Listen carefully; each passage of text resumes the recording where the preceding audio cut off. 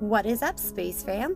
This was supposed to be an intro, but it really sucks. So what we're going to do is actually go ahead and skip this, and we'll just start the good video. Buns? Yeah? Don't you kinda need an intro on this video anyways, though? Oh my god, you're right. Yeah, we totally need an intro. Okay, hold on. So, Space Fam, as you can probably tell, this video is a little bit old, but that's okay, It is still totally quality buns content. I'm talking quality buns. Anyways, let's start making a cake. Ooh, that was fun. Okay, anyways, I will put a full recipe down in the description for everything that I'm making, but this is just kind of like a fun step-by-step. So, you'll need 2 sticks of butter. Generally, you don't want to drop those on the floor, but now you're going to leave them for a little while. 1 hour later. You want them to get soft, and if it's warm, that'll take about 10 minutes. This is my demonstration of showing you that when it is soft enough, you can squish it with your fingers.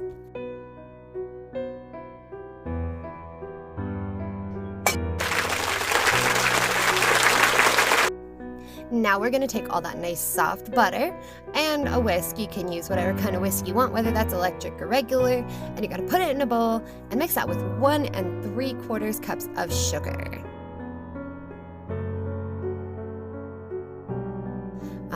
My good friend, the egg. So now you're going to need 4 whole entire eggs, but then only 2 of the egg yolks. I'm pretty sure I did that right, but I may have done that wrong, so we'll see when I put the recipe in the description. Now here you specifically need to know cake flour, but Oh no! Swan's down! So you'll need 3 cups of that. You generally want to try to actually do this a little more seriously, but I was tired and there was a lot going on. Anyways, you're going to need baking soda, powder, not to be confused with this cousin baking soda, because they are not the same thing, they do different things. But anyways, you'll need that, and then you'll need some salt.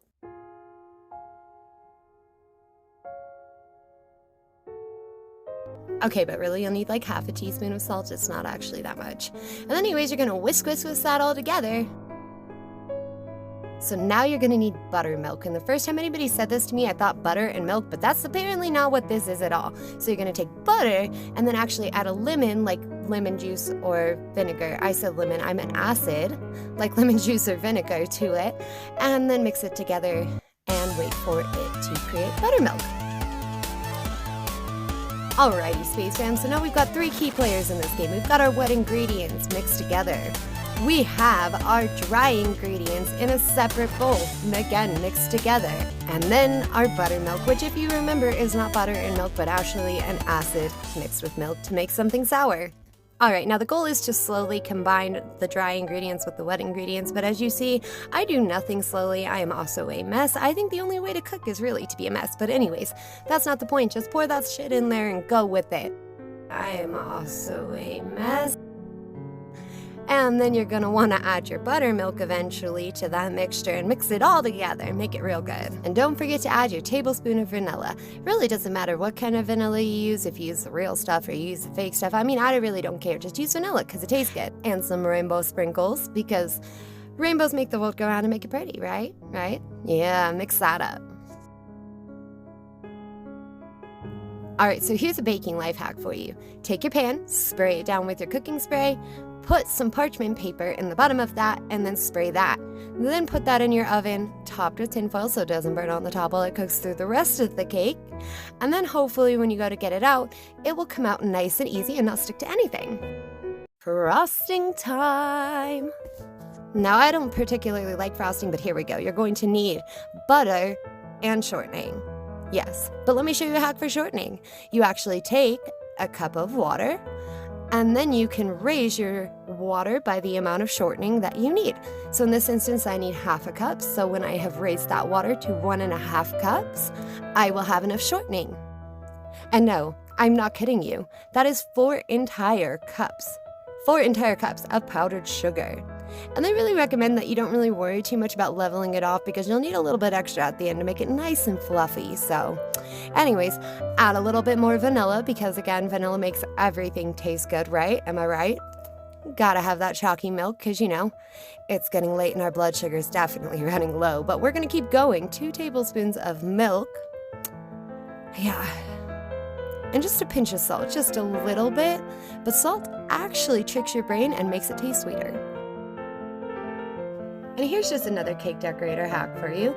You throw just a little bit of icing on the bottom of your cake, and then your cake will not slip off the board.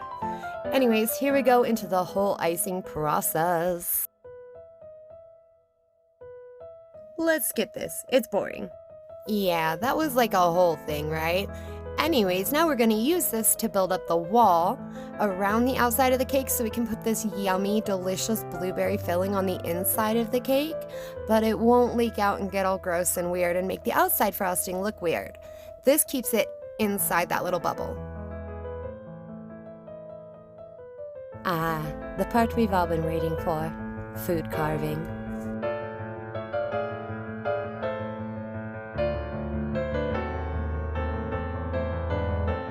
Literally, 1 eternity later. So we are gonna continue to ice the cake.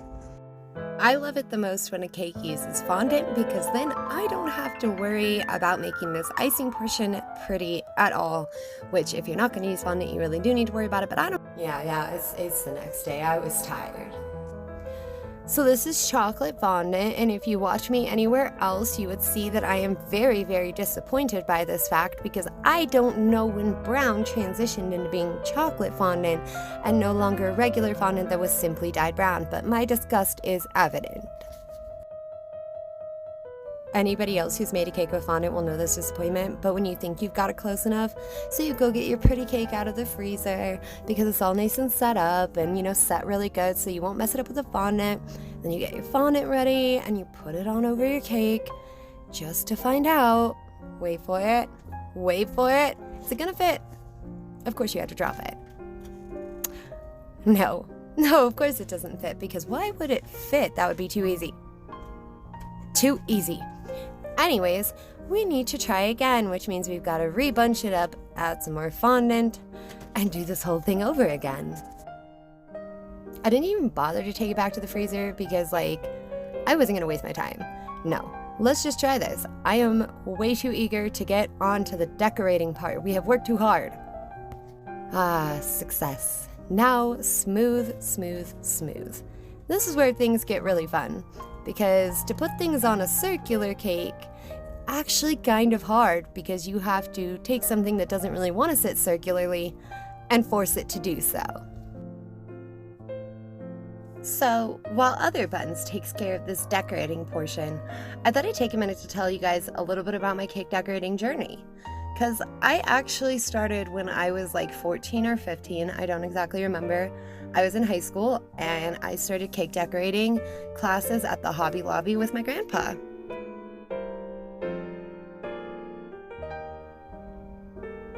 What is this?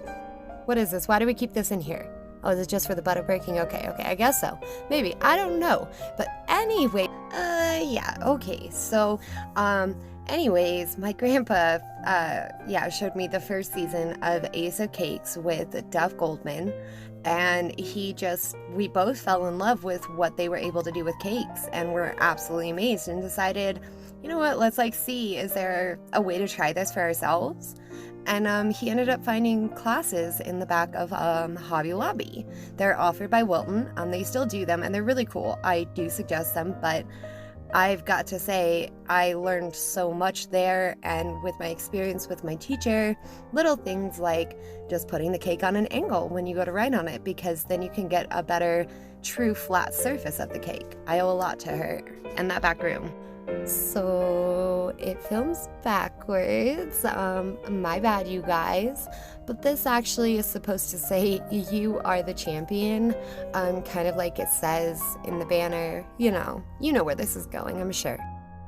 My goal had been to go to college for cake decorating, But the college I ended up going to didn't really offer cake decorating. They had like a couple of classes, but for the most part it was baking. And I'm not gonna lie, as angry and upset as I was at the time, it gave me a lot of basic knowledge that I really needed to be able to branch out of just making a cake look pretty and actually being able to make a good cake to make look pretty, as well as a lot of other cool things that I can do now that I can say without that experience I would have been able to do, even though it was a more interesting time of my life. But like, if you guys want a video about that, we'll just do that later. If anything, I hope my journey can serve to inspire you to just go after the things you want to do in life and not let anything hold you back, because you've got all of this time and all of this freedom. Do what you want to do. Be who you want to be. Thanks for coming to hang out and watch me make this Spacefam. I know I've been gone for a little while, and this is a little old, and some other things I have are a little old, but I promise you that I have some really cool content to make going forward. And I'm really excited to show you, there it is, the full product. And I made this for my son, because he just turned 9 this year. Thanks for tuning in.